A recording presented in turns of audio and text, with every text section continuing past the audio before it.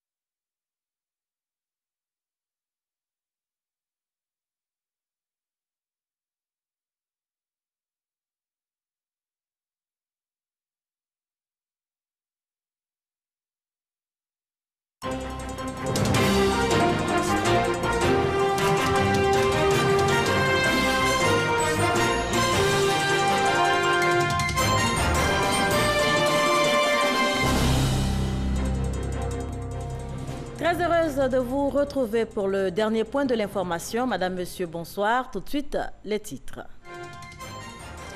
Il s'est tenu ce jeudi 3 mai un conseil des ministres. La réunion hebdomadaire des membres du gouvernement s'est penchée entre autres sur l'érection de 4 localités en commune. Des mesures ont également été prises pour prévenir les dégâts en saison pluvieuse. Médias, justice et état de droit, les contrepoids du pouvoir, c'est le thème retenu pour la célébration de la 25e journée mondiale de la presse. Les échos de la célébration à Abidjan et à Accra dans cette édition.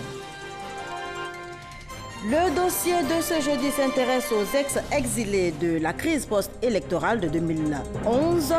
Ils sont pour la plupart de retour au pays après de longues années passées à l'extérieur dans des conditions qui laissent à désirer. Que deviennent-ils? On en parle dans une poignée de minutes. Mais avant, intéressons-nous au Conseil des ministres qui s'est tenu aujourd'hui, jeudi, au Palais de la Présidence, au plateau.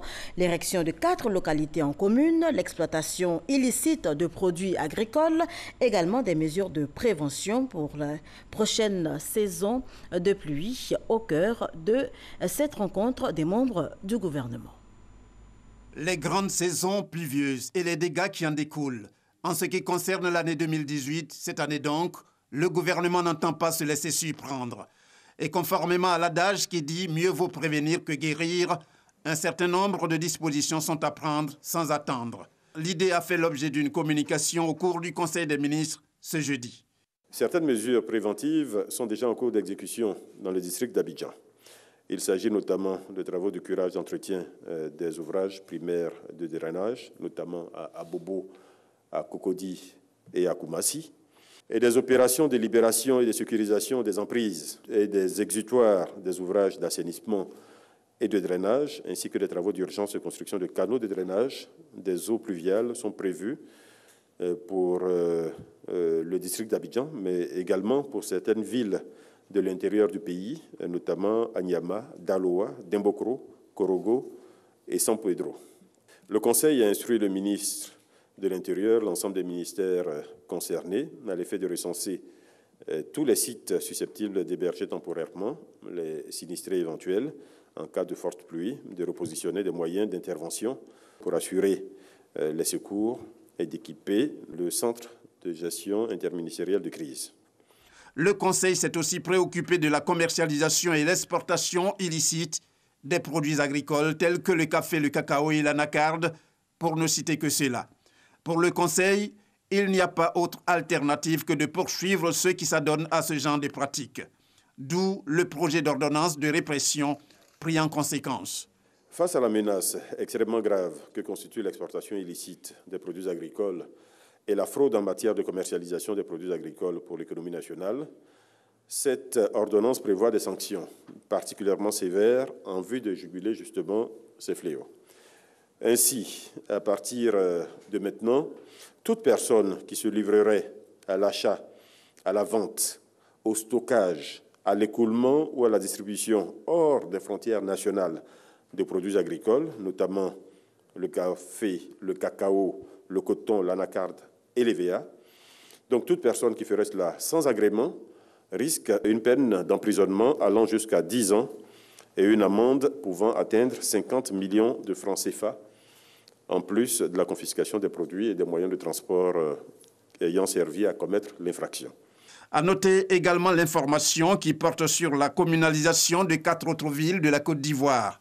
Il s'agit de Ndoussi, d'Assini Mafia, de Gbéléban et d'Atiéguakro. Le Conseil a adopté un décret portant création de 4 communes et déterminant leurs ressorts territoriaux. Ce décret érige, conformément à la loi numéro 2012-11-28 du 13 décembre 2012 portant organisation des collectivités territoriales, les chefs-lieux des départements d'Atiéguakro, de Gbéléban, ainsi que les chefs-lieux de sous-préfecture d'Assini Mafia et de Ndoussi. En ce qui concerne Ndoussi, par voie de conséquence, le décret modifie le périmètre de la commune de Tiasalé, dans lequel était précédemment incluse la localité de Ndoussi. Ndoussi d'abord parce que c'était la seule sous-préfecture à ce jour dans notre pays qui se retrouvait dans le périmètre d'une autre commune, en l'occurrence ici dans le périmètre de la commune de Tiasalé. Ensuite, pour Gbéléban et Atiéguakro, ce sont les seuls chefs-lieux de département qui n'étaient pas communes en Côte d'Ivoire. Donc cela permet d'uniformiser en faisant de ces chefs-lieux de département désormais des communes. Et enfin, en ce qui concerne Assini Mafia, vous savez que ce n'est plus tellement une localité rurale, c'est une localité avec de fortes potentialités touristiques, avec un grand nombre d'habitations qui en font désormais pratiquement une vraie ville. Donc il s'agit de permettre à cette localité d'être gérée comme telle.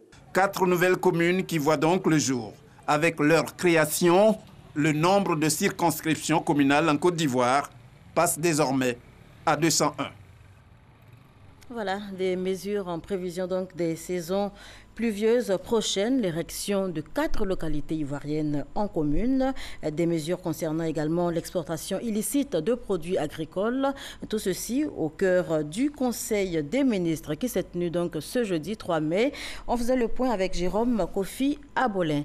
Médias, justice, état de droit, les contrepoids du pouvoir, c'est le thème retenu pour la célébration de la 25e journée mondiale de la liberté de la presse. Les échos tout de suite de la célébration ici à Abidjan, notez que dans notre ville, donc, l'événement a été marqué entre autres par une marche des journalistes et professionnels des médias devant la radiodiffusion-télévision ivoirienne dans les rangs Serge Collier.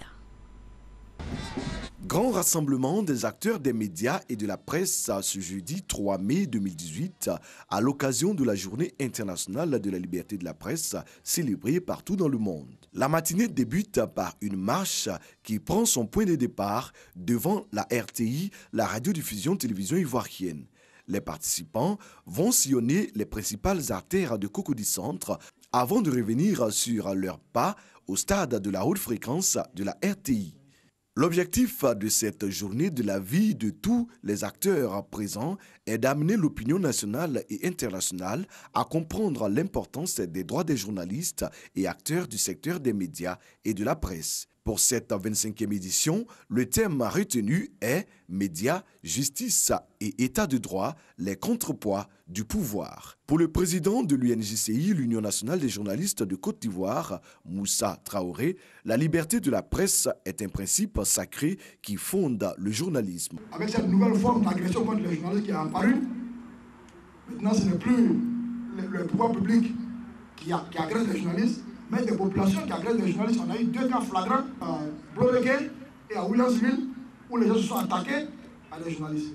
Nous estimons que ça nous de mettre dans l'esprit des populations que nous sommes leurs protecteurs. Si vous cassez votre protecteur, si vous cassez votre bouclier, en tout cas, vous êtes foutus. J'aimerais donc remercier les autorités. Nous avons une nouvelle loi sur la presse, chers amis. Je pense qu'elle est bonne. On entend beaucoup de choses. Mais désormais, nous n'irons plus au tribunal pour aller libérer des journalistes. Ça, c'est une avancée que nous devons saluer. Le directeur de cabinet du ministre de la Communication, de la Poste et de l'économie numérique, André Apété, a pour sa part noté les actions du gouvernement au profit du respect des droits des journalistes. Au nom du directeur général de la RTI, Abiba Dambélé, directrice des journaux d'information, a salué l'engagement des acteurs des médias à la tâche quotidiennement pour informer les populations. Et de la ville d'Abidjan, en Côte d'Ivoire, on se rend au Ghana. Selon le dernier rapport de Reporters sans frontières, le Ghana est en tête de liste en Afrique en matière de liberté de la presse, ce qui justifie certainement le choix de Accra pour abriter donc la cérémonie officielle de cette 25e édition. Plus de 700 participants y prenaient part et justement Franck Ouadio était sur place pour en savoir davantage sur la recette du Ghana en la matière. Accra, capitale du Ghana, le 25e anniversaire de la Journée internationale de la liberté de la presse, célébrée ici. Plus de 700 participants, au nombre desquels la Côte d'Ivoire venait s'inspirer du modèle ghanéen, premier pays en Afrique et 23e dans le monde en matière de protection de la liberté d'expression des journalistes. C'est la marque qui a des choses à apprendre ici. Donc nous sommes venus humblement observer, écouter, regarder et voir comment nous pouvons transférer une partie de bonnes pratiques ici, dans notre pays, de façon à assurer une plus grande liberté à tous ceux qui aujourd'hui font ce métier difficile de la presse en Côte d'Ivoire. La recette, selon le ministre ghanéen de l'Information, l'autonomie totale des acteurs de presse. On a fait un effort pour protéger les médias contre l'action gouvernementale. Nous avons des médias gouvernementaux, la radio, la télé, la presse, mais nous avons une commission nationale qui s'occupe d'inculquer la notion de responsabilité à ces médias. Ce n'est pas le rôle du gouvernement. Le gouvernement n'a pas d'apport ou d'appui sur les responsables qui sont désignés par ces médias eux-mêmes. C'est une façon de protéger la presse et d'éviter toute interférence du gouvernement. Mais maintenir un tel environnement Un combat de tous les instants quand on a 350 stations radio et 16 pour la télévision, en plus 45 organes de presse officiellement reconnus. Il y a beaucoup de médias, des radios, des télévisions, des organes de presse. C'est difficile de les contrôler. On essaie de les aider à être professionnels, mais la plupart ne le sont pas. C'est difficile donc dans ce cas de contrôler, d'avoir une idée de ce qu'ils font. Mais c'est ce que nous voulons, ils ont une totale liberté. Plusieurs, peu professionnels, mais désireux de l'être, c'est le cas de ces jeunes activistes. Pour eux, la difficulté réside dans l'accès à l'information publique. Okay, now Ghana leading Africa in press freedom. The only hindrance Ghana has now. Nous les activistes, on a aussi droit à l'information. Mais on n'a pas la possibilité, il faut une politique pour nous permettre d'aller vérifier certaines informations auprès des ministères. Il y a cependant quelque chose qui est intéressant. Les jeunes critiquent librement l'action gouvernementale. Cela même encouragé, mais la Commission nationale insiste sur la responsabilité. Et lorsqu'il est question de reprendre les journalistes, c'est cette commission-là qui agit indépendamment du gouvernement. Ça, c'est une bonne chose que nous apprécions. La Journée internationale de la liberté de la presse au Ghana, une organisation conjointe avec l'UNESCO, le thème médias, justice et état de droit, les contrepoids du pouvoir. Et on change complètement de sujet pour nous intéresser à l'Agence centrale du Trésor public qui fait donc le point de ses engagements sur l'appurement du PPU, programme présidentiel d'urgence. Notez qu'à ce jour, plus de 51 milliards de francs CFA ont été payés, soit 57% du montant dû aux fournisseurs. C'est ce que nous dit en tout cas Noël Niagnou. À ce jour, un montant total de 51 milliards 819 417 506, soit 57% du montant dû, a été payé à 77% des fournisseurs créanciers de l'État concernés par cette opération, dont 2% de ce montant au profit de la DGI pour le relèvement des impôts. Voilà le point de l'engagement de l'État. Engagement pris le 17 avril dernier devant les créanciers. C'est dans le cadre du paiement de la dette du PPU, programme présidentiel d'urgence. Ce paiement est effectué sur les dotations budgétaires mises en place pour la clôture du PPU, avec une précision. Ils sont en ligne alors avec les engagements financiers extérieurs de l'État de Côte d'Ivoire. 17 avril, 30 avril, soit moins de 2 semaines après, il ne reste plus que 202 fournisseurs à payer sur les 357. Pour ces créanciers-là, l'agent comptable central du Trésor rappelle. Pour les 202 dossiers restants, il faut souligner qu'ils sont en instance de traitement, soit chez l'ex-coordonnateur du PPU, soit auprès des services auditeurs que sont l'Inspection générale des finances et le BNET, pour complément d'information avant transmission pour paiement, conformément à la procédure de validation arrêtée. Autre point à l'ordre du jour de la rencontre avec la presse, le paiement de la dette intérieure. Ici aussi, l'État a honoré ses engagements. L'État restait devoir aux fournisseurs des EPN un montant de 8 133 263 194 francs arrêté durant la période complémentaire. Depuis le lundi 23 avril 2018, ce montant que l'État devait a été payé aux fournisseurs des EPN.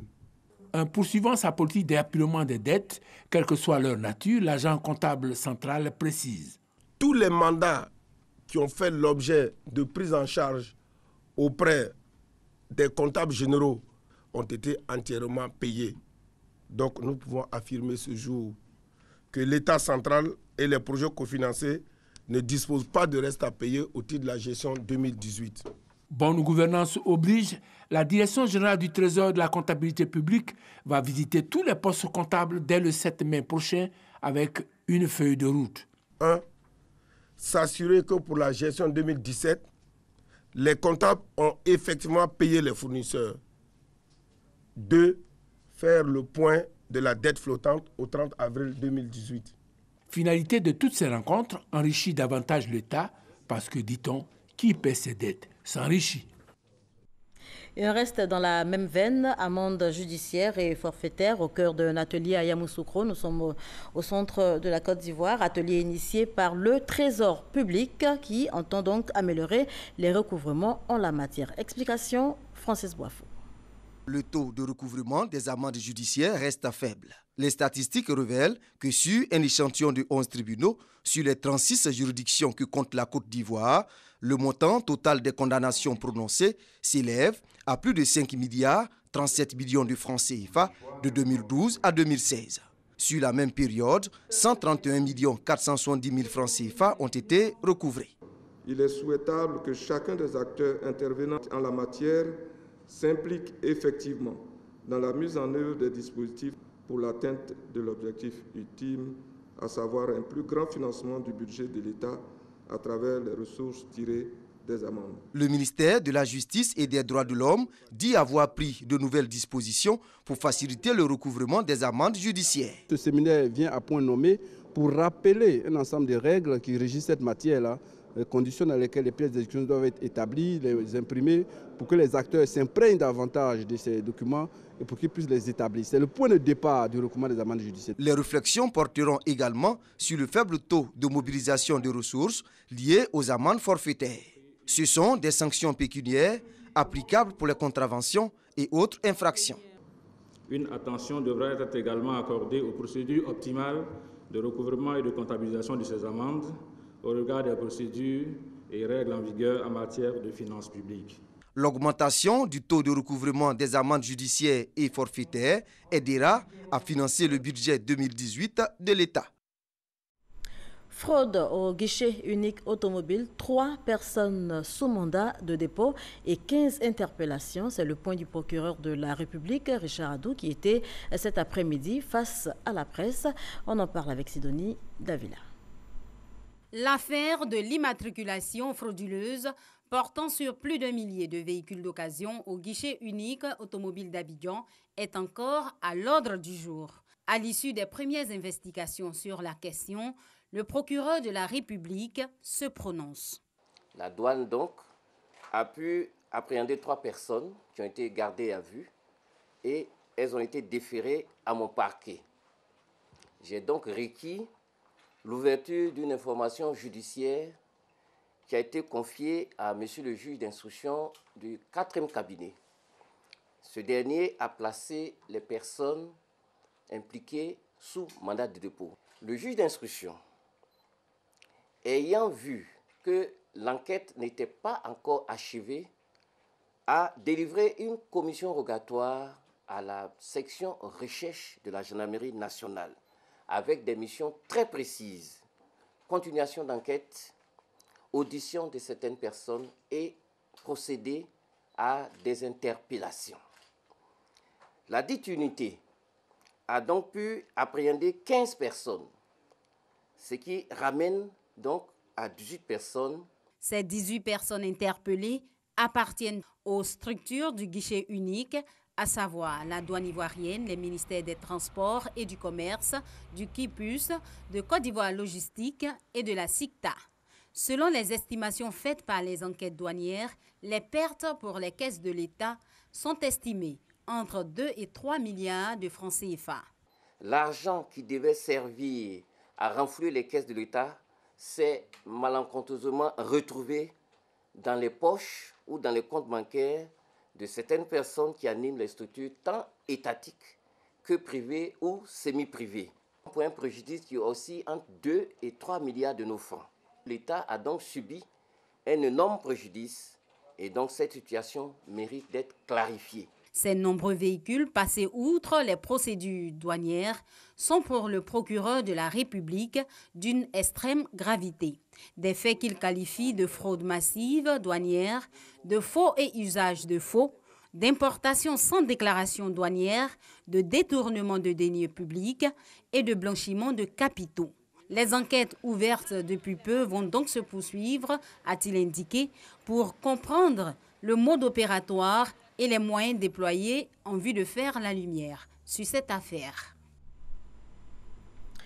On en vient au dossier de ce jeudi qui s'intéresse aux ex-exilés de la crise post-électorale de 2011. Ils sont pour la plupart de retour au pays après donc de longues années passées à l'extérieur dans des conditions qui laissent à désirer. Que deviennent-ils? Qu'en est-il de leur intégration? Le dossier de ce soir est signé Abou Sanogo.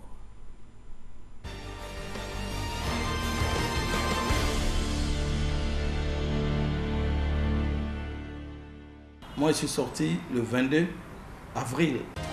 J'étais en exil au Ghana. Au plus fort de la crise post-électorale en 2011, plusieurs Ivoiriens majoritairement proches de l'ancien régime ont pris le chemin de l'exil. Évariste Yaki, Kwasundri Ferdinand, connu sous le nom de Wachak Djebou, Nado Clément, tous membres de l'ex-galaxie patriotique, ont fait l'expérience douloureuse de l'exil. L'exil est tellement difficile que je ne le souhaite même pas à mon ennemi. Parce que se retrouver dans un pays où votre premier adversaire, c'est la langue, vous êtes confronté à la réalité de la vie. On est mieux que chez soi. On a vu des gens qui dorment même le sol dans les camps, qui se font piquer par des serpents. On a vu des gens qui sont malades, qui sont décédés par faute de moyens. Et la solidarité n'était pas de mise. L'exil, c'est une prison. Vous arrivez dans un pays, un environnement que tu ne maîtrises pas. Il fallait s'adapter à la langue, il fallait s'adapter à la culture. Il y avait beaucoup de situations que nous ne maîtrisons pas. Donc nous avons vécu dans des conditions de précarité. Être détaché de sa femme, de ses enfants, c'est difficile. En exil, ils ne manqueront pas de le souligner, retrouver leur pays en toute quiétude était l'une de leurs préoccupations principales. Ils finissent par saisir la main tendue du président de la République, Alassane Ouattara. Les différentes démarches, les différentes délégations que le gouvernement ivoirien a menées vers les réfugiés, et les propositions du HCR et autres, nous ont amenés à comprendre qu'il est bon d'entrer ce soir. L'environnement de 2010, 2011, où nous quittions le pays, pour être très honnête, les choses avaient évolué. Et puis, il y avait eu des gens par vagues progressives, il y avait des réfugiés, des exilés qui étaient retournés au pays. Et on a senti, on a suivi leur vie. Donc ça nous a encouragés. C'est une fois au Ghana, pendant mon exil, après son discours mémorable du président Alassane Ouattara, il a dit une phrase qui m'a touché. Le président a dit « Je tends la main à mes frères du FPI et de la LMP. » Pour moi, je venais de prendre rendez-vous avec une issue favorable de mon retour en Côte d'Ivoire. Des cadres du Front populaire ivoirien ont également répondu à cet appel. Rentrés au bercail, ils doivent faire face à leur réinsertion ou leur réintégration. Certains retrouvent leurs activités. Les fonctionnaires, notamment Kadé Bertin, reprend la craie à l'école normale supérieure. Kakoubrou, connu sous le nom de Maréchal Kabé, aujourd'hui lieutenant-colonel aux affaires maritimes. Parmi ceux qui n'étaient pas fonctionnaires, beaucoup ont repris leurs activités. On tient quand même avec quelques petites affaires que nous faisons. On essaie de tirer les choses, de tirer nos épingles du jeu. Parce qu'à la réalité aussi, il faudrait que nous puissions démontrer aux gens qu'en exil, on a appris aussi des autres peuples. Nous avons créé notre société qui existe et nous avons commencé à nous battre comme tous les Ivoiriens. Mais nous sommes hommes politiques, nous sommes restés toujours dans la politique. Nous avons décidé de militer dans un parti. Et ça n'engage que moi. Je suis militant du Rassemblement des Républicains. Mais tout n'est pas rose pour les exilés de retour. Mais on ne perd pas espoir.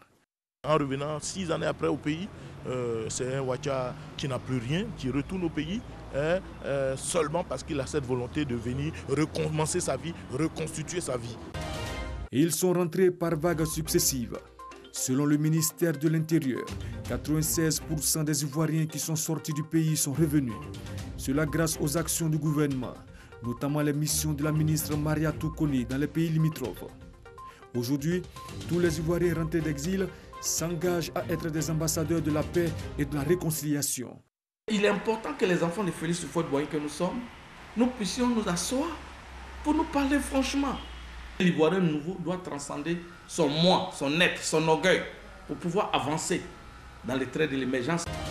Il faut que nous-mêmes, notre discours, le ton et puis notre façon de voir les choses change. C'est en mettant de côté nos égos qu'on avance. Et c'est pourquoi moi j'ai décidé de revenir au pays. Lui a quitté la Côte d'Ivoire depuis 2011. L'artiste Paul Madis était proche de l'ancien régime. Ex-membre du collectif des artistes patriotes, il a mis fin à son exil.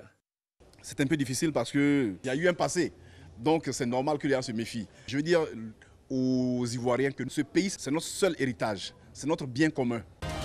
Si la quasi-totalité des exilés est rentrée au pays, on en retrouve encore en Afrique, en Europe, voire en Amérique. Mais l'amour du pays n'a jamais cessé de les habiter, à l'image de Hawa Stallone qui n'exclut pas un retour au pays.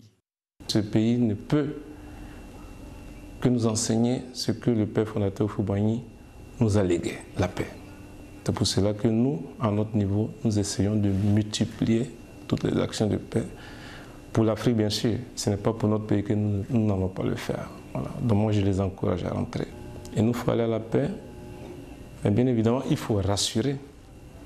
Il faut rassurer les Ivoiriens, il faut rassurer ceux qui sont encore hésitants. Donc nous autres, si d'autres rentrent, et que vous vous rendez compte que les autres ne sont pas rentrés, mais comprenez qu'ils ont un autre problème qu'il faille certainement régler. Nous devons pouvoir mettre tout en œuvre pour que ceux qui sont déjà en exil puissent tous rentrer. Il est important que les acteurs même puissent aller chercher ceux qui existent. C'est très important. Il y a des Ivoiriens partout, au Tchad, au Niger, même en Europe, il y a des exilés. Le retour au pays reste une préoccupation majeure pour le président de la République Alassane Ouattara. Il n'a d'ailleurs pas manqué de lancer un appel récemment lors de son message, il y a quelques jours, à la célébration de la fête du travail. Le 4e congrès extraordinaire du RDR, le Rassemblement des Républicains, se prépare activement. Ce sera ce samedi 5 mai 2018 et sera question du parti unifié et partant de cohésion au sein des partis politiques membres du RHDP. Et des sujets qui justement étaient au cœur de la rencontre entre une délégation du MFA, le mouvement des forces à venir et la secrétaire générale du RDR, Kandia Camara. Des cadres du MFA, Mouvement des forces d'avenir, chez Kandia Camara, la secrétaire générale du Rassemblement des Républicains, la délégation est conduite par Siaka Ouattara. Au menu de la rencontre, la question du parti unifié et la cohésion au sein des partis politiques membres du RHDP, le Rassemblement des Oufouettis pour la démocratie et la paix. Nous voulons un RHDP fort et cela passe par la solidité des partis qui sont membres du RHDP. Donc nous leur avons demandé de tendre la main à tous les militants et à toutes les militantes du MFA à refaire la cohésion au sein du MFA pour le bonheur du MFA, mais aussi pour le succès du parti RHDP. Aujourd'hui, aller à un parti unifié, c'est quand même apporter la paix, la cohésion et le développement à la population ivoirienne. Nous sommes là pour encore dire merci au RDR et dire merci à tous les partis membres du RHDP qui sont en train de travailler à ras-pied pour pouvoir aller à la mise en place du parti unifié. Siaka Ouattara annonce également la présence du MFA au 4e congrès extraordinaire du RDR le 5 mai prochain. Voilà, rencontre entre la secrétaire générale du RDR, Kandia Camara, et des membres du MFA, le mouvement des forces d'avenir. Le reportage était signé Moussa Konaté. L'actualité internationale de ce soir nous conduit au Burundi, au Gabon, également à Madagascar.